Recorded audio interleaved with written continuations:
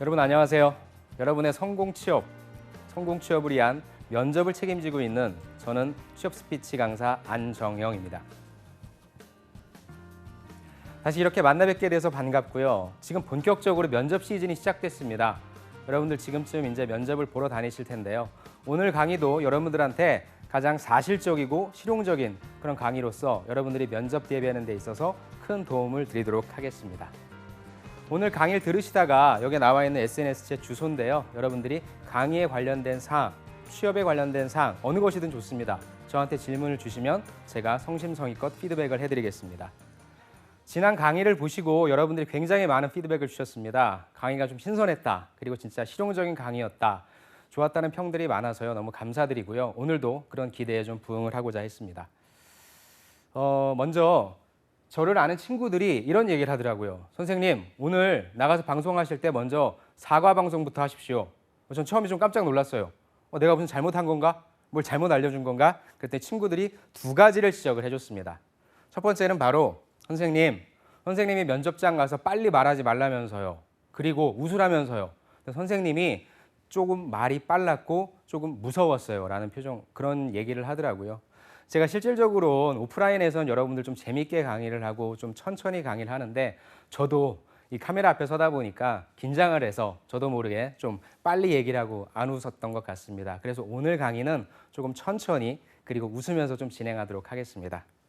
두 번째, 이렇게 침 넘기는 소리가 좀 들렸다.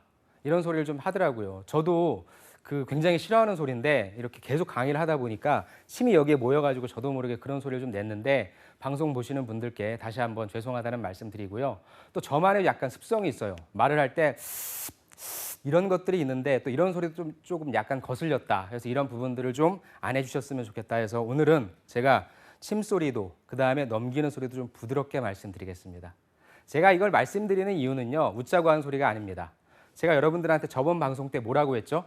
제가 여러분들 앞에서 면접을 본다고 했죠.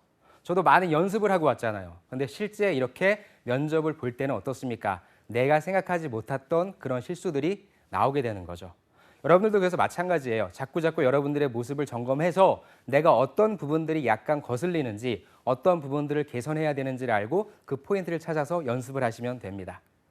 본격적으로 들어갈게요. 가장 많이 받았던 질문이 있습니다.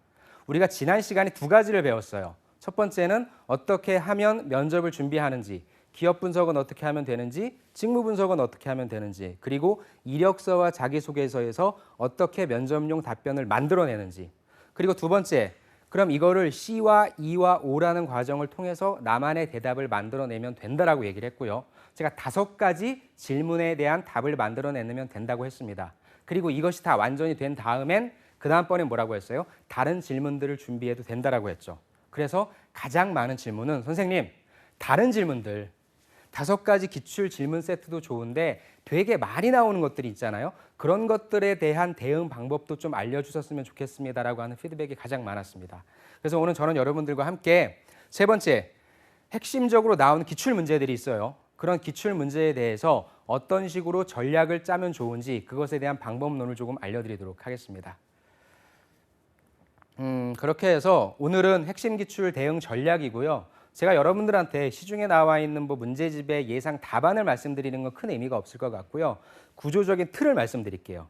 그 틀 안에서 여러분들이 제가 말씀드린 것을 들으시고 인사이트를 얻고 답변을 한번 구성해 보셨으면 좋겠습니다. 첫 번째 항목입니다. 제일 많이 물어보죠. 자기소개해 주세요. 안정영 씨 자기소개해 주세요. 이런 식으로 나오면 자기소개는 여러분들 제일 마지막에 만드셔야 돼요. 자기소개는 내가 제일 먼저 하게 되는 부분이지만 제일 마지막에 만들어야 된다. 왜냐하면 자기소개는 예고편이거든요. 우리가 본편의 영화를 다 만들고 나서 예고편을 만드는 것처럼 일단 여러분들이 할 수 있는 얘기들을 다 만들어 놓고요. 이것들을 내가 살짝 보여줄 수 있는 예고편을 만든다고 생각하면 돼요.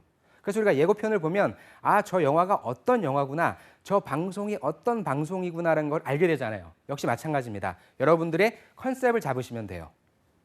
근데 본인의 스타일을 파악해야 돼요. 제가 저번 시간에 자기소개 컨셉 잡았던 거 기억하세요? 안녕하십니까? 할머니 텃밭에 물주기 시스템을 개발한 개발자 땡땡땡입니다. 이렇게 제가 컨셉을 잡았었죠. 저 같은 경우에 면접 볼 때 그랬어요. 안녕하십니까? 저평가 우량주 안정영입니다. 이런 식의 컨셉을 잡았거든요. 근데 저평가 우량주 안정영입니다라고 하는 말을 잘하는 스타일의 친구가 있고요. 아닌 스타일의 친구가 있어요. 근데 제가 말씀드리는 건요. 면접 때 내가 그런 얘기를 했다.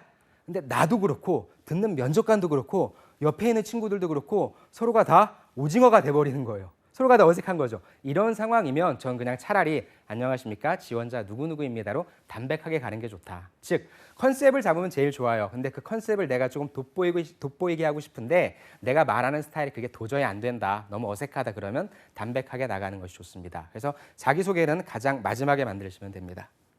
제일 중요한 질문이죠. 두 번째 질문입니다. 바로 우리 회사에 왜 지원했어요입니다. 이것도 제가 두 가지로 말씀을 드렸어요. 첫 번째, 전공과 직무의 연관성이 높은 경우가 있습니다. 무슨 말이냐? 내가 화학공학과를 졸업했어요. 화학공학과를 전공했어요. 그럼 어디로 갑니까? 반도체 쪽으로 가는 거 당연하죠. 석유화학 쪽으로 가는 거 당연하죠.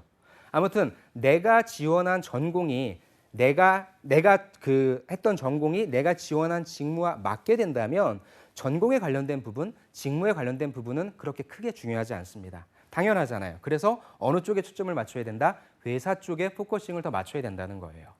반대의 경우는 어떨까요? 전공과 직무의 연관성이 없어요. 가장 많은 게 뭐겠어요? 바로 영업관리겠죠. 즉, 제가 화학공학과를 나와도 영업관리 써도 돼요. 그럼 그럴 경우에는 어떻게 해야 돼요?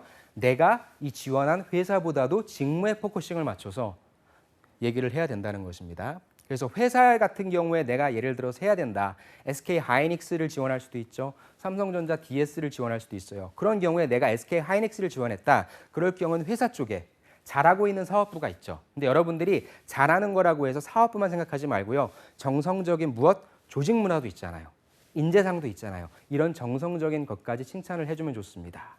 그다음 반대로 여러분들이 회사보다 직무를 더 강조를 해야 된다라고 할 때는 내가 왜 이걸 할 수 있는지, 그렇죠? 내가 이렇게 준비해 왔던 지식과 경험들을 당연히 어필해야 되겠죠. 다시 한번 정리할게요. 내가 전공한 것과 내가 지원한 직무가 일치성이 있어. 그러면 회사 쪽에 포커싱을 맞추시고요. 일치성이 떨어져. 그러면 직무 쪽에 포커싱을 맞추시면 됩니다.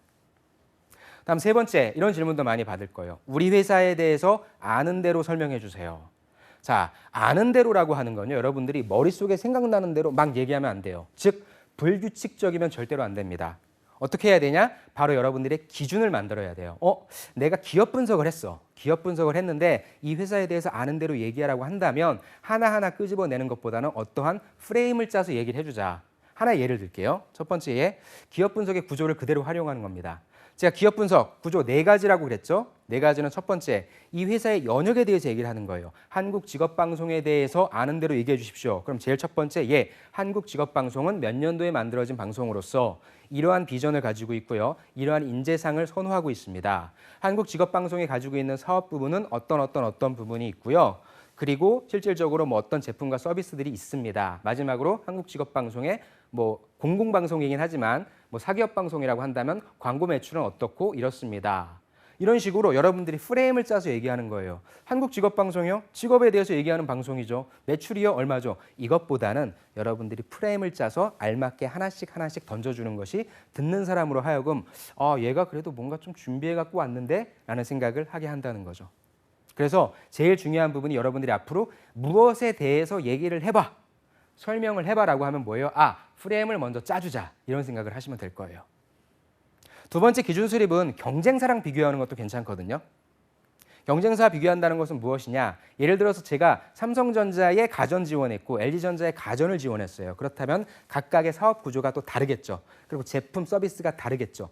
비슷비슷하지만 그 다음에 마케팅 전략도 조금 다를 수 있겠죠. 그 부분에 포커싱을 맞추는 거예요. 우리 LG전자에 대해서 아는 대로 말씀해 주세요라고 한다면 LG전자만 얘기하기보단 LG전자 가전과 가장 강력한 경쟁 상대인 삼성전자 얘기를 툭 꺼내주는 거죠. 그럼으로써 서로 비교함으로써 이 친구가 우리 회사에 대해서 깊게 분석을 해왔고 경쟁사 분석까지 해왔구나라는 그런 인상을 받을 수 있죠.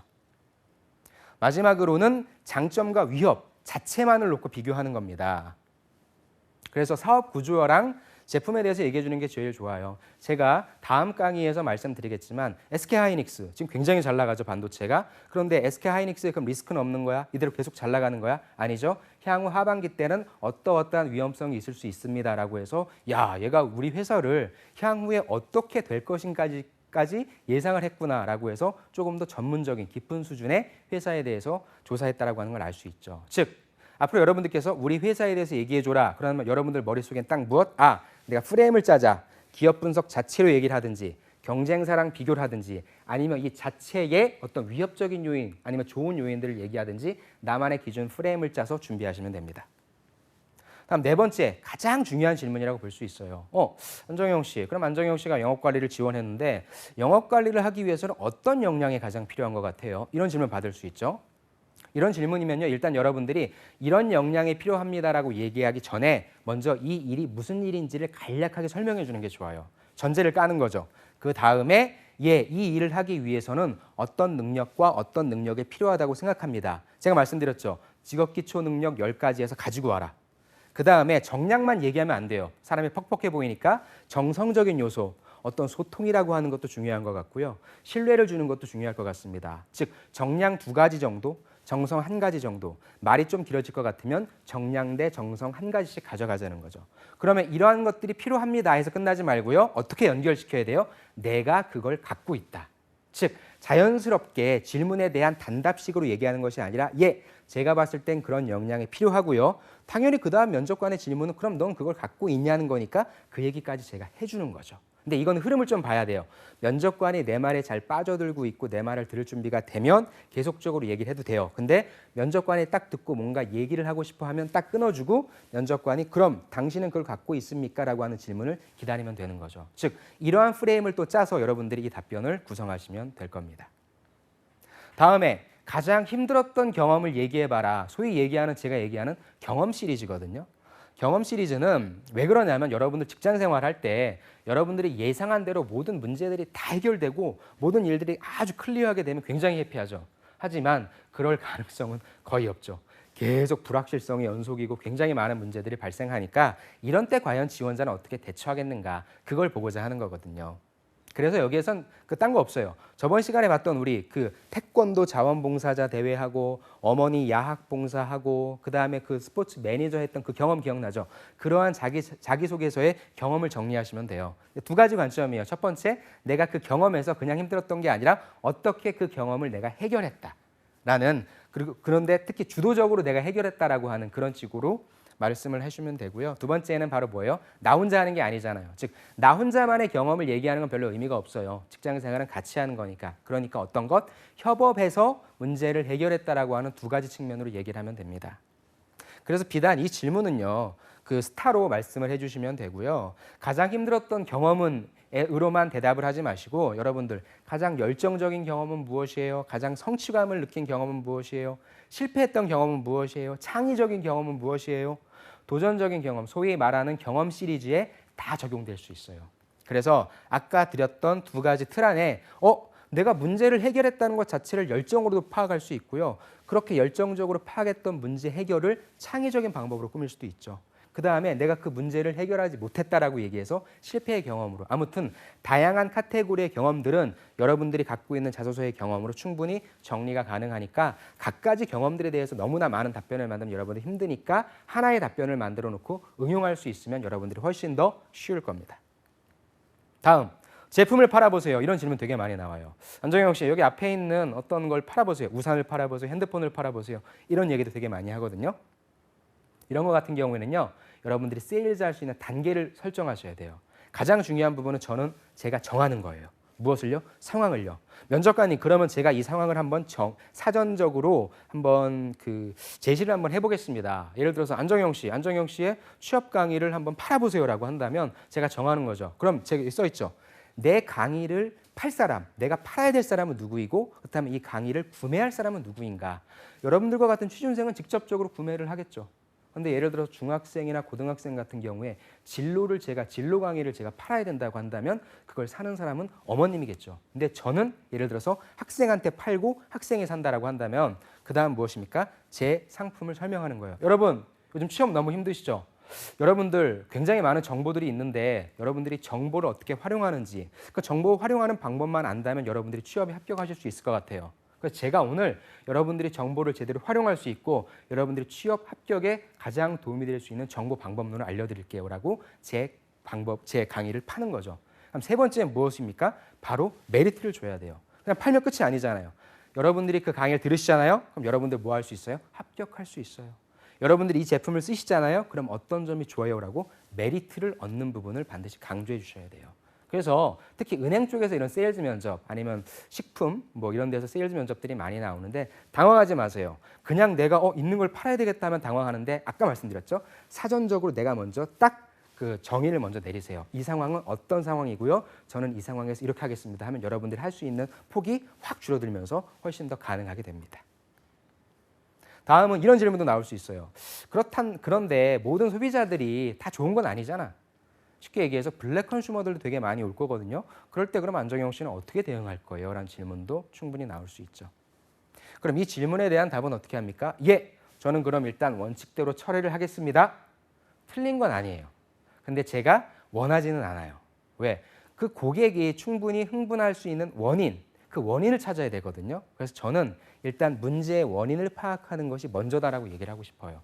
그래서 충분히 얘기를 듣고 문제의 원인이 외부에 있는 것인지 아니면 내부적인 우리에게 있는 것인지를 먼저 파악한 다음에 그 다음에 원칙을 설명해 줘야 되겠죠.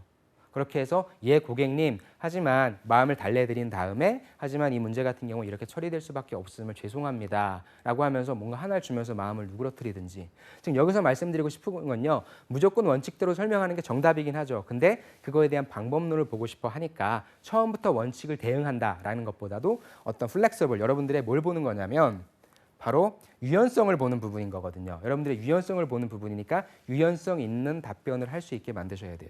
그래서 그 다음에 원칙을 설명하면서 여러분들이 그 위기를 잘 넘기시고요. 단순히 그 부분을 해결했다는 것뿐만 아니라 그 위기를 기회로 만드셨으면 좋겠어요. 그래서 실제 제가 아는 지인도 영업을 많이 하시는데 진짜 나랑 친한 고객들은 나한테 뭐 선호적인 감정을 갖고 있는 사람들이 아니라 처음에 좀 안 좋은 감정을 갖고 있던 사람들의 마음을 되돌렸을 때 오히려 나한테 더욱 큰 우량 고객이 되었다라는 소리를 제가 많이 들었거든요. 그래서 딱 여기서 문제를 해결하겠습니다 해서 끝내지 말고 위기를 기회로 만들겠습니다까지도 갔으면 좋겠습니다.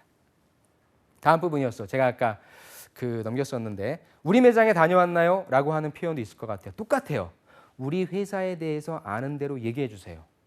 우리 매장에 다녀왔나요? 이 질문도 뭐겠어요? 결국엔 어디를 다녀왔는지에 대한 기준을 제가 세우는 거예요. 그래서 내가 고른 기준을 제시하는 건데요. 내가 고른 기준이 예를 들어서 롯데백화점에 다녀왔습니까? 현대백화점에 다녀왔나요? 어땠나요? 얘기할 때 예, 좋았습니다가 아니라 예, 저는 현대백화점, 롯데백화점에 어느 점을 다녀왔습니다. 그 기준은 그렇습니다. 롯데백화점의 가장 랜드마크적인 롯데월드타워, 제2롯데월드타워점을 다녀왔고요. 가장 상징적인 소공동을 다녀왔고요. 그다음에 저희 집에서 가장 가까운 어디 아니면 매출이 가장 떨어지는 어디를 다녀왔습니다라고 기준점을 제시하는 거죠. 역시 올리브영을 다녀왔습니다. 올리브영을 그냥 간 게 아니라요. 저는 여대생들이 많이 찾는 여대 3개의 거점을 찍어서 그곳을 다녀가고 분석했습니다. 은행 같은 경우는 어떻게 했어요? 저는 아파트 쪽에 있는 은행, 그 다음에 오피스 쪽에 있는 은행, 그 다음에 공단 쪽에 있는 은행 이렇게 여러분들이 기준점을 제시해서 다녀왔다라고 얘기하는 부분이 중요합니다. 그 다음 다녀온 다음에 뭘 얘기해야 돼요? 예, 이런 것이 좋았습니다. 그리고 이런 것이 안 좋았습니다. 라고 얘기하면 안 돼요. 안 좋았습니다가 아니라 이런 점을 조금 더 개선하면 더욱더 좋을 것 같습니다. 라고 해서 그걸 약간 완곡한 어법으로 표현하셔야 돼요.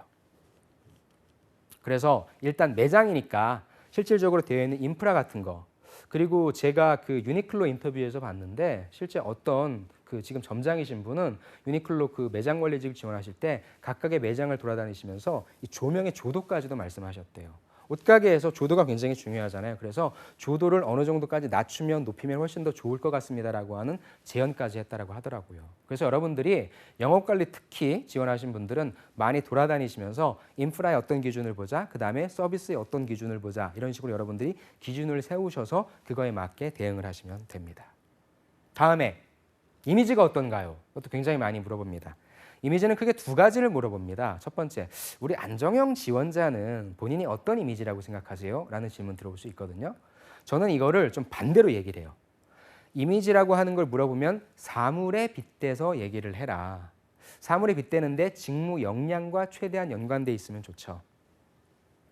지원자 사물에 빗대는데 예, 저는 자양강장제입니다. 예, 저는 충전기입니다. 어떤 의미인지 아시겠죠? 저는 취업으로 인해서 힘들고 어려워하는 우리 친구들에게 힘들고 지칠 때마다 저를 만나면 힘이 될 수 있는 자양강장제가 되고 싶고요. 완전 방전됐을 때 아무것도 하기 싫을 때 여러분들한테 신선함으로 힘을 채워줄 수 있는 충전기가 되고 싶습니다. 아니면 좀 공기청정기도 되고 싶어요.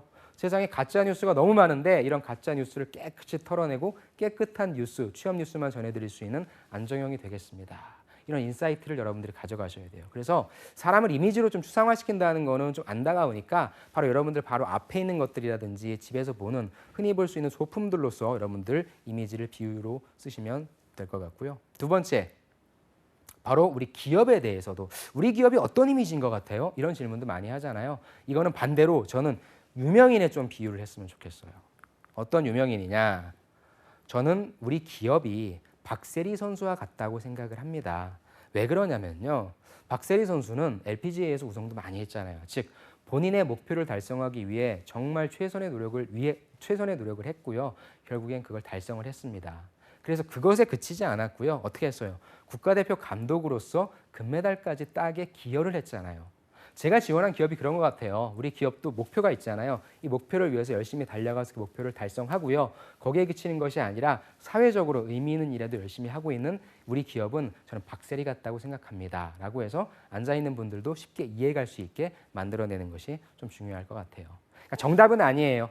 꼭 사람을 사물로, 그다음에 기업을 사람으로 안 해도 돼요. 하지만 이런 식으로 여러분들이 좀 틀을 잡고 누구나가 알 수 있고 연상할 수 있는 것으로 하면 그 효과는 훨씬 높다라고 얘기하는 겁니다. 다음, 주위 사람들이 우리 안정형 씨를 어떤 사람이라고 얘기를 하나요? 이런 질문도 되게 많이 들으실 거예요. 이 질문은요, 바로 여러분들의 면접관이 보기에 조금 쟤는 이 부분이 좀 퀘스천인데 라고 하는 부분에 대한 의구심을 갖고 있기 때문이거든요. 그래서 여기에서는 의구심을 해소시켜줘야 돼요. 독불장군 스타일이 있어요. 제가 취업을 하는 데 있어서 조금 안 좋은 이미지를 갖고 있는 친구 마지막에 기억나시나요? 즉 딱 봤을 때 이 친구는 사람들과 어떤 협업을 한다기보다는 그냥 혼자서 모든 일을 약간 처리할 것 같은 프리랜서의 이미지가 되게 강한 친구예요. 그럼 이런 친구 같은 경우에 사람들이 저한테 자유분방하다고 합니다. 이런 얘기하면 안 되잖아요. 어떤 얘기 해야 돼요? 바로 예, 저는 친구가 되게 많고요. 정말 사교성이 좋고요. 정말 잘 어울린다. 라는 소리를 듣는 지원자입니다라고 해서 면접관이 갖고 있는 그 의혹을 불식시켜줘야 됩니다. 반대의 경우도 있겠죠. 얘한테 뭔가 일을 맡기고 싶어. 근데 애가 너무 약해 보여.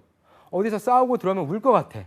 싫은 소리 한 번 하면 울 것 같아. 이런 이미지인 경우에는 실제 그럴지라도 어떻게 대답해야 돼요? 예, 저는 굉장히 활동적입니다. 액티브합니다. 취미도 되게 뭐 어떤 운동하는 거고요. 땀 흘리는 거고요.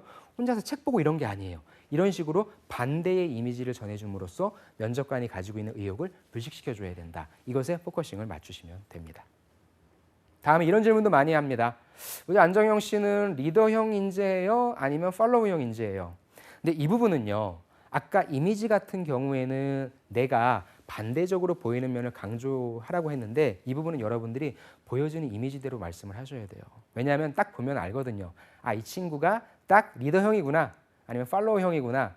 자소서에는 아무리 리더형이라고 딱 적어놔도 면접장 가서 여러분들 딱 보면 아, 이 친구는 어떤 형이구나라고 느껴지거든요. 그래서 저는 여기서는 여러분들이 이미지에 맞는 것을 선택하라고 말씀드리고 싶어요. 리더형 같은 경우엔 주도적으로 하긴 하되 이걸 주도적으로 한다라기보다는 약간 제가 능동적으로 합니다. 자발적으로 합니다로 한 템포 조금 다운을 시켰으면 좋겠어요. 그 다음에 팔로우형 같은 경우에 무조건적으로 따라간다라고 하기보다는 조직에 최대한 맞추고 조직 화합을 위해서 가급적 맞춘다는 조직 순응한다는 면으로 약간 업그레이드를 좀 시켰으면 좋겠습니다. 즉 여러분들이 리더형인지 팔로우형인지 큰 상관은 없어요. 다만 여러분들이 리더형인지 팔로우형인지에 대해서 어떤 식으로 생각을 갖고 있고 궁극적으로 무엇이에요? 바로 여러분들이 관계, 협업을 잘할 수 있는지 없는지를 보는 거기 때문에 내가 리더형 지원자면 조금 톤 다운을 시키고 팔로우형 지원자라면 약간 톤 업을 시켜서 그 밸런스를 맞추자는 거죠. 이거는 철저하게 여러분들 보여지는 이미지 그대로 말씀해 주셔야 됩니다. 다음 이런 질문도 들어올 수 있어요. 우리가 안정영 씨를 영업으로 뽑았어요. 그런데 봤을 때 영업보다도 뭐 마케팅이 맞을 것 같은데 인사가 맞을 것 같은데 이런 질문 충분히 들어올 수 있죠. 그럼 이런 질문에 대한 대답은 어떻게 해야 되냐? 먼저 내가 지원한 직무에 대한 열의는 보여줘야 돼요. 마케팅이요? 인사요? 저 되게 하고 싶었는데 예 가겠습니다.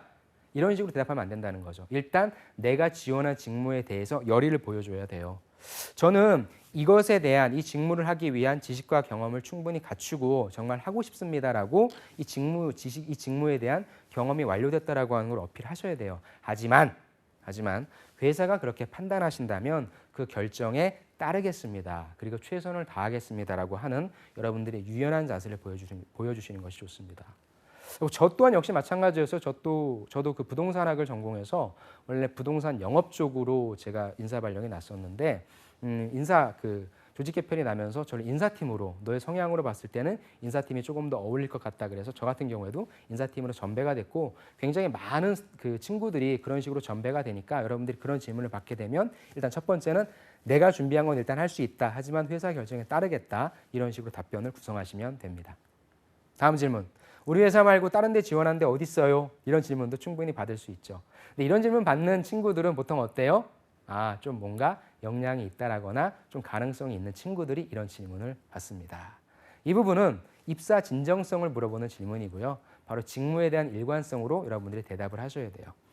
무슨 말이냐? 내가 SK 하이닉스에 반도체 지원했어요. 그럼 당연히 어디 지원하겠어요? 삼성전자 DSE 지원하겠죠. 근데 삼성전자는 물어볼 확률이 없어요. 왜? 삼성전자가 최고니까. 근데 SK 하이닉스에서는 얘가 딱 보니까 삼성전자 DS도 붙을 것 같아.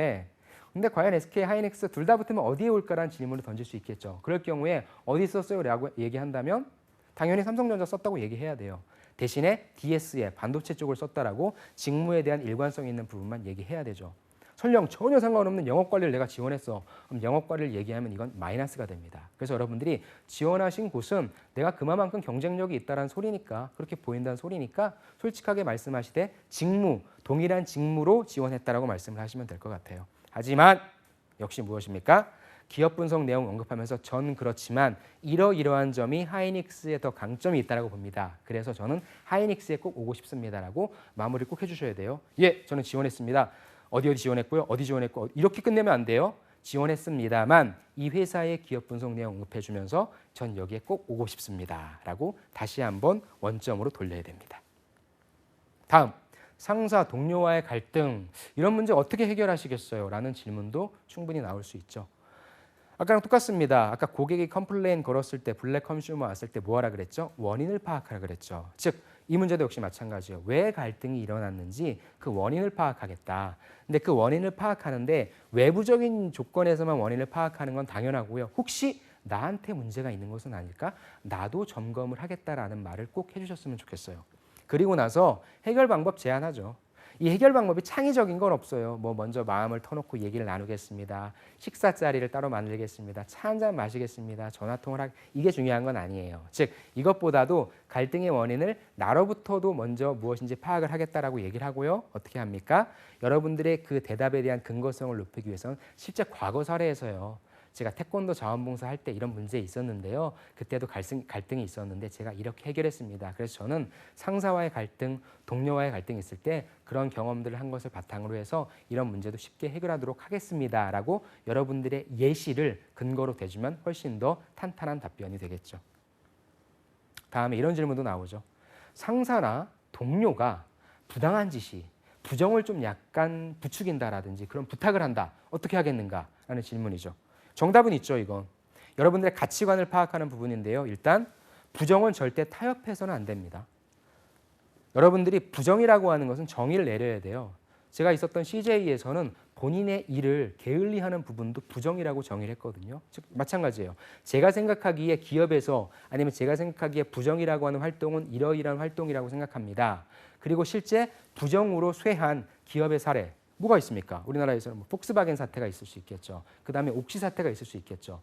그러니까 그 잠깐의 그걸 위해서 이익을 위해서 눈을 감는다 보면 결국에 기업의 존폐 위기에까지 내몰리는 그런 큰 상황이 되기 때문에 부정은 절대로 해서는 안 됩니다라고 기결은 짚되 어떻게 한다고요? 여러분들이 부정이라고 하는 부분에 대해서 전제를 내리고 마지막엔 사례를 조금 넣어주면 훨씬 더 탄탄한 답변이 될 수 있습니다.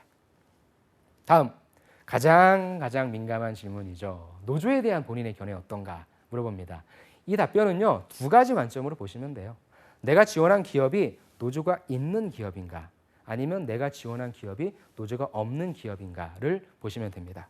노조가 있는 기업이면요, 결론은 하나예요. 상생하는 것이죠. 예, 그러면서 이 기업이 만약에 좋은 사례의 그런 노조 기업이라고 한다면 그 사례를 계속 칭찬해 주는 거예요. 그러면서 안 좋은 사례의 그런 사례를 좀 약간 언급하면서, 하지만 극단적으로 치닫아서는 안 될 것 같습니다라고 해서 살짝 치고 빠지는 전략을 좀 써야 될 것 같아요. 하지만 결론은 무엇이다? 상생이다. 노조가 없는 기업 같은 경우도 역시 상생이에요. 하지만 여기서 굳이 노조의 얘기를 끄집어낼 필요는 없겠죠. 왜? 노조가 없어도 잘 이루어지고 있으니까. 그래서 지금처럼 서로 믿고 신뢰할 수 있는 기업 문화를 만들어서 지금과 같은 상생을 더욱더 발전시켜 나간다면 노조라고 하는 활동이 크게 필요는 없을 것 같습니다 라고 여러분들이 정리를 내릴 수 있겠죠. 즉 여러분들이 처한 기업이 노조가 기존에 있는 기업이냐 아니면 없는 기업이냐에 따라서 결론은 상생으로 귀결짓자라고 파악하시면 될 것 같습니다. 다음, 이거는 사실 그렇게 크게 중요한 건 아니에요. 근데 이런 질문도 되게 좀 많이 저한테 요청을 하더라고요. 요즘 읽은 책 뭐가 있어요? 요즘 재밌게 본 영화 뭐가 있어요? 이런 질문 많이 하는데 이건 절대적인 건 아니에요. 그냥 제 생각이에요. 책은 여러분들이 뭐 손자병법, 삼국지 얘기 많이 하는데 저는 이게 좀 어떤 삶의 의미라든지 가치관을 여러분들이 좀 정립하고 하는 그런 책이 좋을 것 같다라고 좀 생각을 해요. 쉽게 예를 들면은 숨결이 바람될 때라는 책이 있습니다. 이 책에 36살인 그 젊은 의사가 2년 동안 그 폐암으로 투병하는 그 투병 일기를 적은 건데요. 이 책을 딱 보게 되면 여러분들 지금 되게 힘들잖아요. 살아서 뭐 하냐, 취업해서 뭐 하냐, 대한민국에서 살아도 되냐, 막 이런 자주 섞인 농담도 많이 하게 되는데 이 책을 딱 읽게 되면 살아있음에 감사하게 되고요. 내가 어떻게 살아야 되는지에 대해서 알게 되고요. 그다음에 죽음까지도 내가 어떻게 살다가 죽어야 되겠구나까지 지금 여러분들 인생을 한번 돌아볼 수 있게 되는 그러한 계기가 되거든요. 그래서 저는 이 책을 좀 추천드리고요.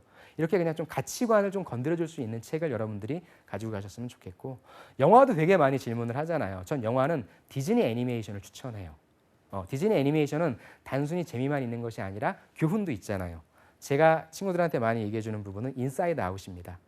저는 인사이드 아웃이라는 영화가 정말 재밌게 봤어요. 저에 대해서 정말 제 안에 이러이러한 모습들도 있다라고 하는 것도 인정하게 됐고요. 사람들 안에 누구나 다양한 모습이 있구나. 그런 모습들도 서로 이해하면서 살아가야 되겠구나라는 걸 느꼈습니다. 라고 해서 이런 디즈니 애니메이션을 언급해 주시는 것이 좋습니다. 존경하는 인물, 이 부분도 역시 마찬가지죠. 여러분들 부모님만 좀 안 했으면 좋겠어요. 이 부분도 역시 가치관을 파악하는 부분인데 최대한 부모님만 조금 지향을 하자. 왜냐하면 앉아있는 면접관은 여러분들 부모님이 누군지 모르시잖아요. 물론 훌륭하게 키워주셔서 감사는 드리고 존경은 하는데 가급적이면 앉아있는 사람들까지도 알 수 있게 하자. 아니면 삶의 터닝포인트. 제가 작년에 삼성전자 그 SCSA를 합격시킨 친구가 있는데 그 친구의 존경하는 인물은 게이머였어요. 왜 그 게이머를 존경하냐면 그 게이머가 예전에는 그런 삶을 살지 않다가 우연하게 코딩이라고 하는 걸 배우고 나서 본인의 인생이 바뀌게 된 거거든요. 근데 이 친구가 소프트웨어 코딩하는 사람들은 다 알더라고요. 그래서 이 친구 같은 경우에는 저는 그 프로게이머 누구누구를 존경합니다. 그 이유는 저도 예전엔 방황하면서 살았었는데 그 친구의 모습을 보고 나도 삶의 목표를 정해야겠구나라고 하는 삶의 터닝포인트가 됐습니다. 라고 해서 삶의 터닝포인트, 그것이 여러분들이 지원하는 직무와 맞으면 좋겠죠. 그렇게 얘기를 해주되 앉아있는 면접관까지 알고 있으면 금상첨화가 되겠죠. 그래서 저는 여러분들한테 예술계, 체육계를 좀 많이 말씀드려요. 지금 생각나는 사람이 그 발레리나 강수진 씨 생각나고요. 그다음에 역도선수 장미란 씨 생각나고요. 이런 사람들로 하면은 이제 어떤 느낌인지 와닿잖아요. 그래서 그냥 연예인보다도 좀 헌신적인 노력, 그러니까 세계적으로 알릴 수 있는 사람들, 그리고 그런 사람들의 어떤 그 이후의 삶도 조금 뭔가 본받을 만한, 사회 공헌을 해서 본받을 만한 그런 사람들로 얘기해 주는 게 조금 더 낫지 않나 싶습니다. 삶의 목표, 개인적인 삶의 목표 물어볼 수 있어요. 안정형 씨는 삶의 목표가 뭐예요? 라고 이제 거의 면접 끝날 쯤에 물어볼 수 있겠죠. 첫 번째, 정량적으로 여러분들이 꼭 말씀하셔야 될 건 뭐예요? 여러분들이 지금 이 직업군에 속해서 살아가고 있잖아요. 그러니까 내가 맡은 직무는 최선을 다해서 전문가가 될 정도로까지 어떤 역량을 갖추겠다. 두 번째 무엇입니까? 정성적인 거죠. 내가 그냥 돈 벌고 잘 사는 게 아니야. 무엇입니까? 계속 얘기하죠. 정성적인 면. 제가 PSR이라고 제가 지은 말이에요. CSR은 코퍼레이트잖아요. PSR은 퍼스널. 저도 사회에 무엇인가 기여하겠습니다. 나의 재능 기부를 하건 아니면 내가 봉사활동을 하건 아니면 내가 돈을 내건 이런 식으로 저는 사회에다 제 업무에 대한 전문성도 가져가면서 그에 비례해서 사회에다 무엇인가 기여하는 그런 사람이 되고 싶습니다. 라는 식으로 정량과 정성을 같이 언급해 주시면 좋을 것 같아요. 다음, 성격상 단점은 전 사실 이 질문은요. 마이너스를 주기 위한 질문인 것 같아요. 즉 성격상 단점을 듣고 이 단점이 별거 아니네 라고 한다 여러분들한테 면접 때 플러스를 주는 건 아니란 얘기예요. 즉 여러분들 가장 많이 듣는 얘기가 뭐예요? 치명적인 단점만 아니면 된다라고 얘기하잖아요. 즉 치명적인 단점만 아닌 것만 얘기하면 되니까 저는 가급적이면 좀 그럴 수 있는데 인터넷으로 그냥 검색하라고 해요. 왜냐하면 여러분들 단점이 뻔해요. 전 예전에 시간 관리를 못했습니다. 우선순위를 정하지 못했습니다. 그래서 맨날 뭐합니까? 스케줄러 쓰잖아요. 그러니까 그렇게 하던가 아니면 인터넷으로 빨리 검색을 해서 빨리 짧게 치고 빠져나가야 돼요. 근데 이것을 빠져나갈 수 있는 건 여러분들이 이전까지 면접을 본 태도예요.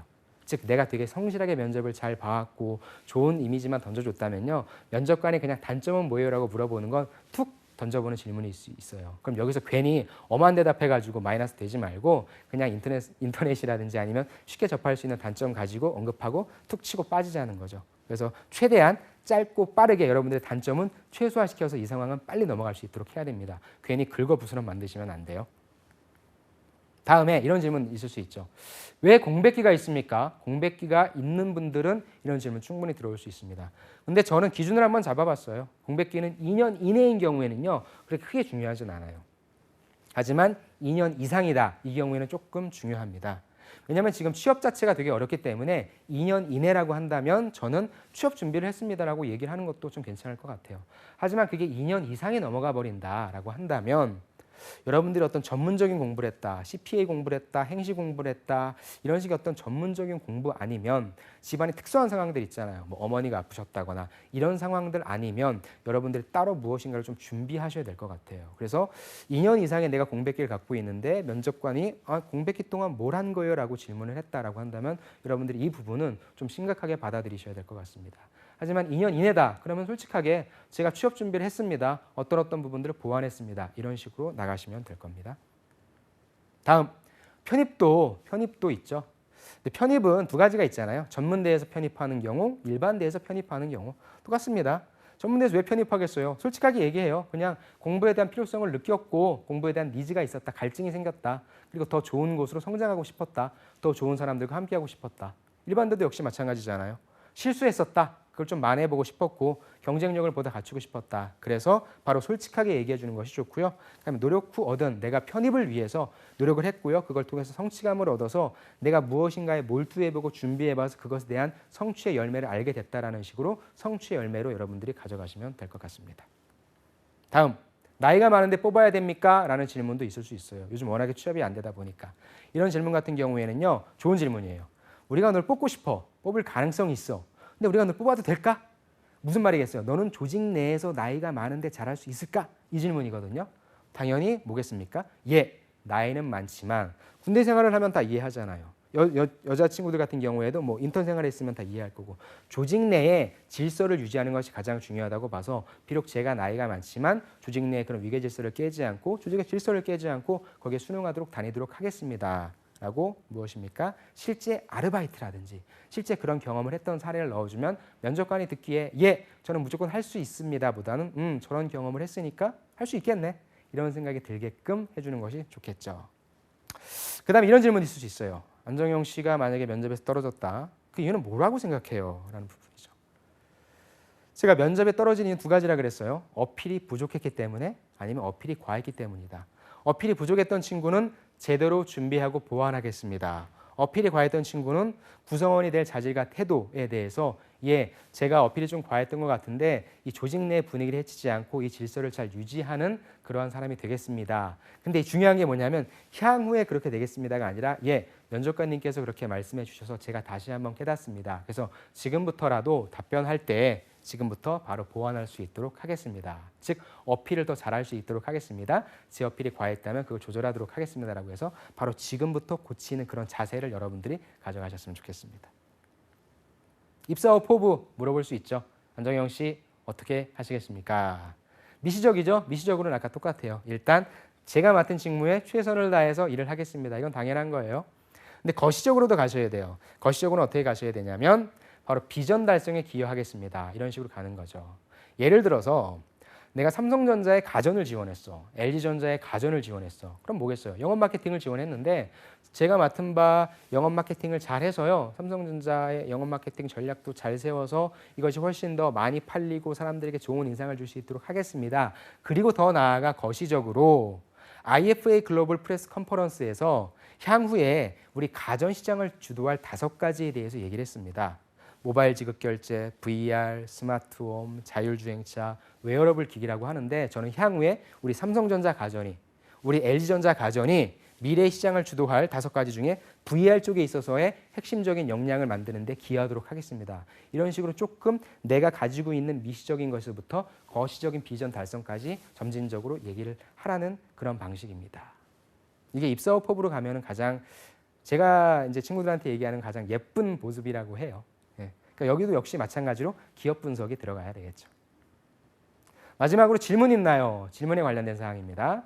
질문도 2가지가 있는데요. 먼저 여러분들이 절대 하지 말아야 될 질문이 있어요. 첫 번째, 오너 이슈죠. 각 기업마다 대기업마다 우리나라는 꼭 오너 이슈가 있는데 그것을 여러분들이 면접 때 질문할 사람은 거의 없어요. 그런데 어떤 때 면접이 되게 편안하게 이루어져. 면접관들도 완전 내 편 같아. 그래서 면접관이 아무 질문이나 좋아요. 뭐 평소에 궁금했던 거 있으면 물어봐요 했는데 그때 그럼 이걸 물어봐도 될 것 같은데 하면서 물어보는 거예요. 큰일 납니다. 여태까지 봤던 거 완전 도루묵됩니다. 절대 얘기해서는 안 돼요. 그 다음에 니들 왜 이렇게 못하고 있냐? 야 니네 이거 새로 만들었잖아. 근데 왜 이렇게 마케팅을 그따위로 하냐? 왜 이렇게 못하고 있어요? 이런 식으로 얘기하면 절대 안 됩니다. 그 다음에 연봉이라든지 복지가 되게 좋다고 들었는데 가장 자랑해주고 싶은 복지가 혹시 있나요? 이런 격가지적인 질문은 안 하셔야 됩니다. 절대 하시면 안 돼요. 그럼 어떤 질문을 하면 되냐? 바로 만약에 면접관님께서는 이 일을 하실 때 가장 성취감을 느끼셨던 때는 언제입니까? 가장 보람감을 느끼셨던 때는 언제입니까? 라고 얘기하는 거고요.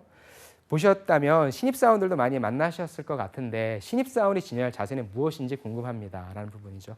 그 다음에 우리가 지금 이런 사업을 진출했는데 향후에 방향은 어떻게 되어가고 있는지 그리고 그 성과는 어떻게 되어가고 있는지 개인적으로 궁금합니다. 라는 식으로 한 단계 템포를 좀 죽여가지고 가는 게 좋을 것 같습니다.